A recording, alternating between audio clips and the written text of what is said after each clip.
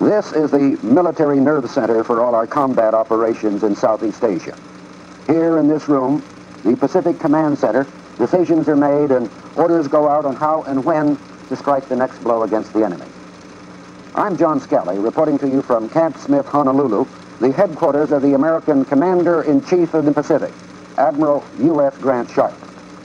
Admiral Sharp, a 61-year-old Montana-born career officer, directs the movements of the nearly 1 million men and the vast armada of planes and ships that we've deployed in the Pacific. He has just returned from Washington, where he testified before the Senate Preparedness Subcommittee on the importance and the conduct of the American bombing campaign against targets in North Vietnam. Are we bombing too little or too much? Where do we stand in Vietnam today? I will discuss these questions with Admiral Sharp as the basis of our program this week.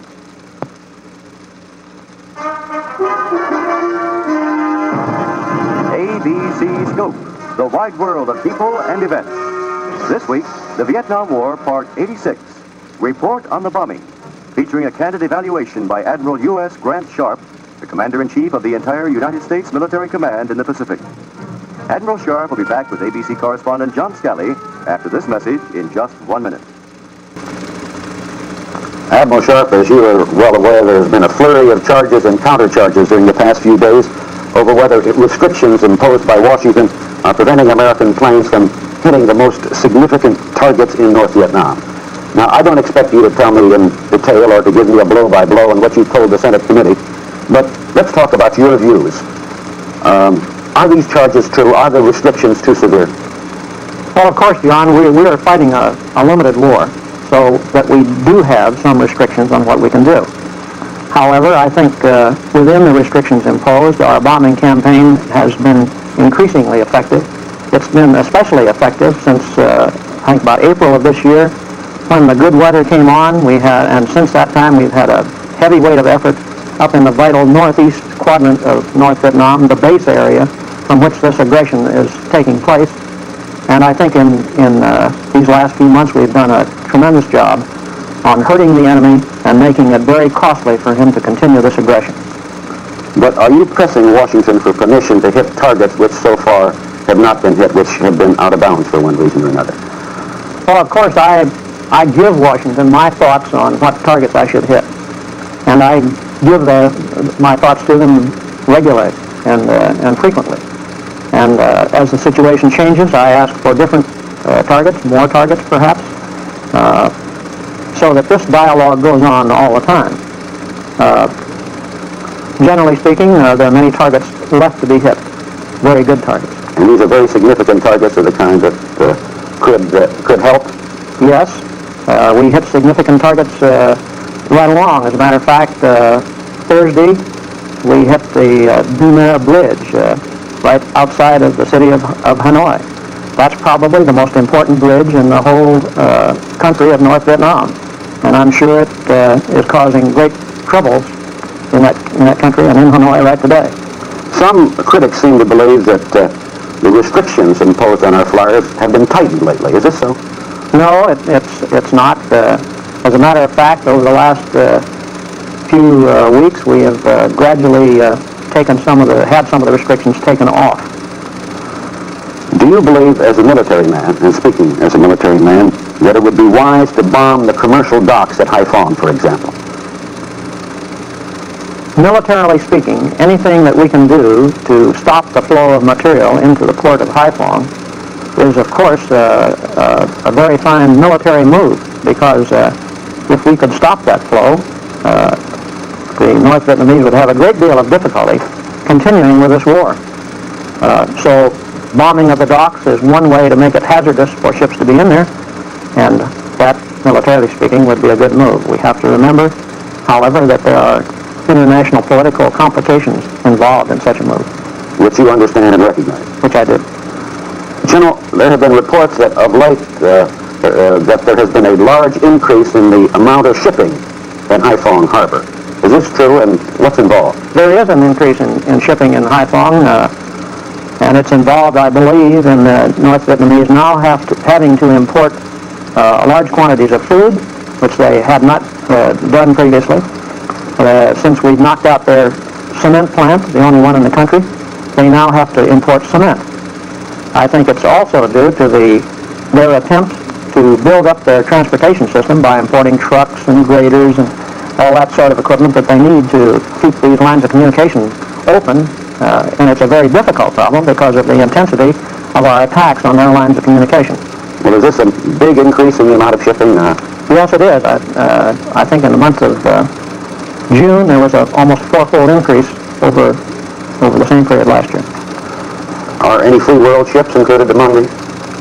There are some ships that have been chartered by the Chinese communists, manned by Chinese crews, but flying the flag of some of our free countries.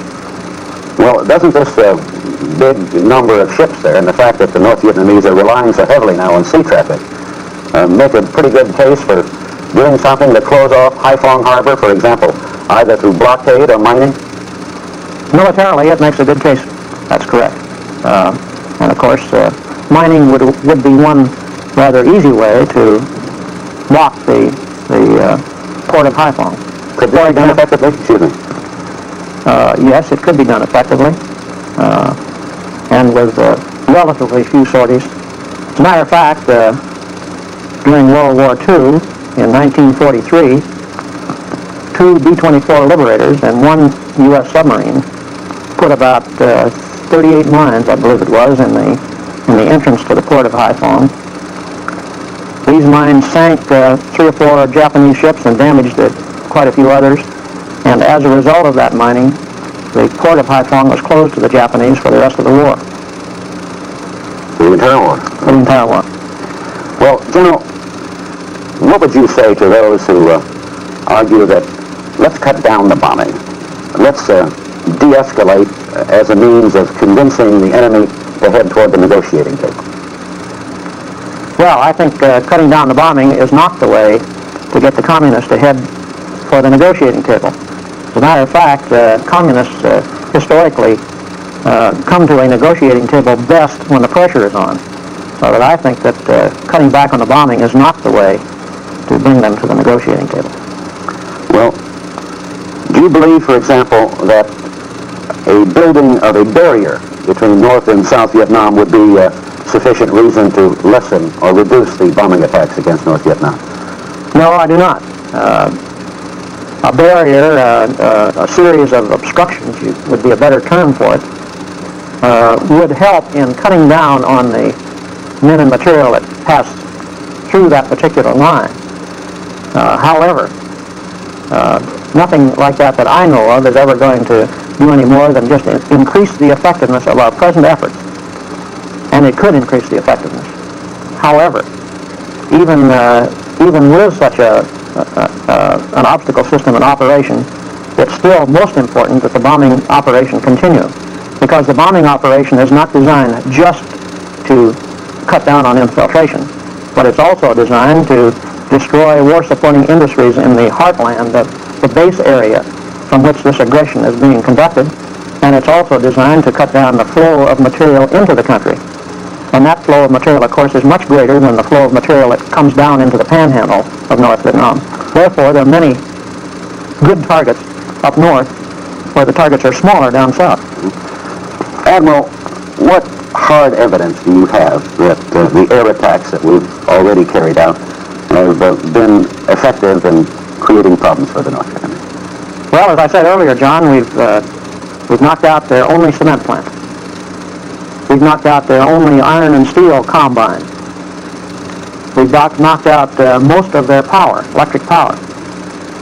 We've damaged their LOCs significantly, to the extent, as a matter of fact, that 500,000 to 600,000 North Vietnamese men right now are involved solely in trying to keep those lines of communication open. This creates a tremendous manpower problem for the North Vietnamese, and we're getting more evidence every day that this manpower problem is becoming a pretty acute one. So that with all these things happening to them, they can't help but being hurting. I think they're hurting pretty hard. We've heard reports that the North Vietnamese are drafting youngsters into their army now. Is this true? Yes. Just a short time ago, we captured a North Vietnamese soldier who said that he was 15 years old and he'd been in the North Vietnamese Army for almost a year. We have captured others very young. If they have to induct them at that age, well, I would say that they're having trouble with their manpower.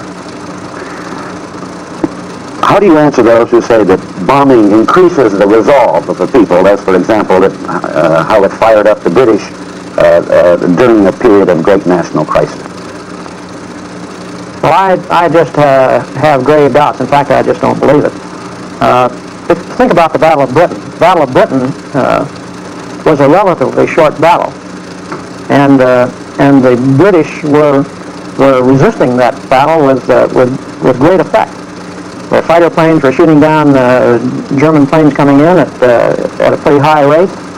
The British were all fired up, and it didn't last very long.